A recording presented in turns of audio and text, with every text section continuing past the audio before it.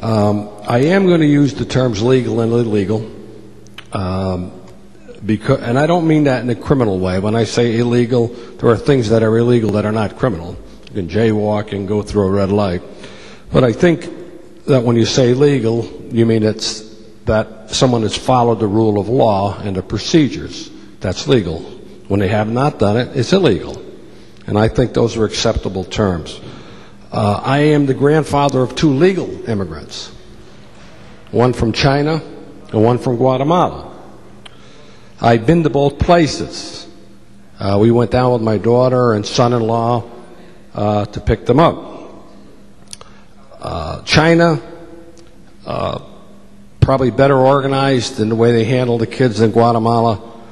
Elizabeth was in an orphanage for 2 years.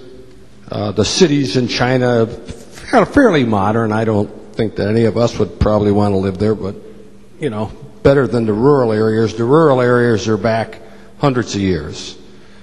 No central heat, no plumbing, washing their clothes in the river, water buffalo roaming around chickens, back hundreds of years.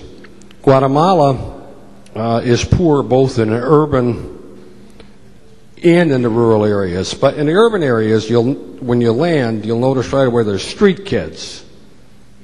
And these kids will come up there and try to sell gum and candy, shine your shoes. Some of them actually live in the dump, and they survive by picking at the dump for food and other items.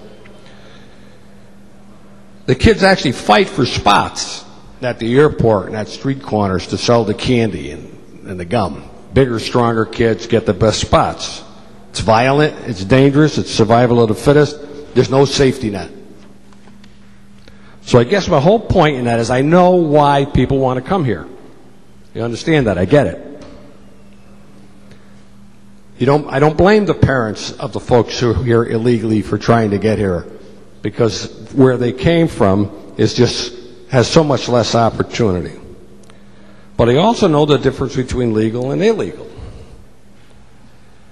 I also know from the inside, when you go through the process of bringing children here legally, it is expensive. It is stressful. Took over a year in each case from the time that you put in the application, because you're dealing with bureaucracies in China, bureaucracies in Guatemala. In Guatemala, they take about 6 weeks off around Christmas time. They're all gone. The policy changes. Government changes its attitude toward adoption, on and off, so you got a lot of stress. It costs $20,000, $25,000, $30,000 to do an adoption legally. $25,000, $30,000. I met these people in the hotels in China from all over the country, some from Connecticut. I met them in Guatemala in the hotel. They're constituents of all the people in this room. And some of those people who went through the legal process are not wealthy. One was a state police officer. One worked in one of the nuclear power plants as a manager. These people made significant personal sacrifice to bring these children here legally.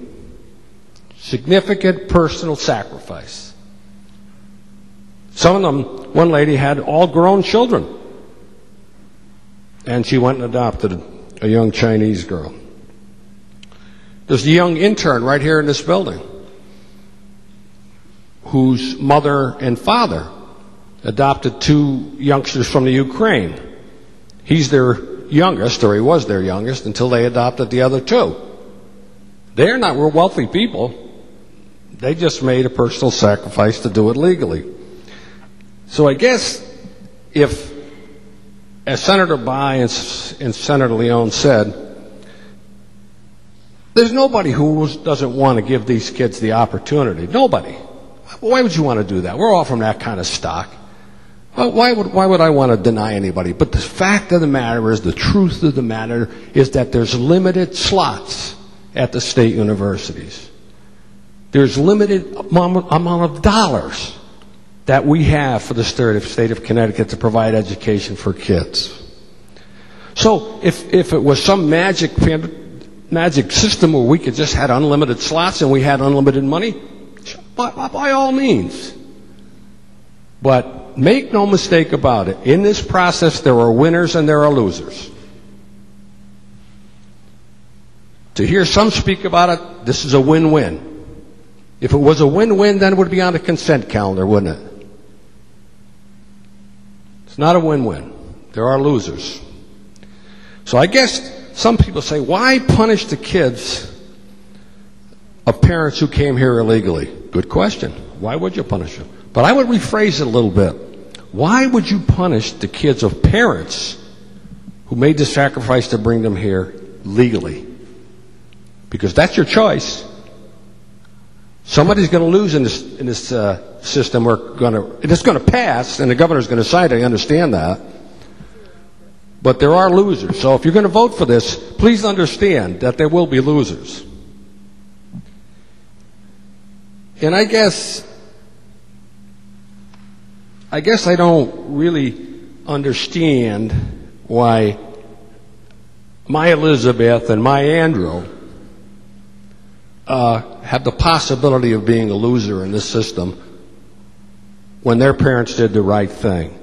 I think the way we're going about this is unwise, and I think that it's unfair.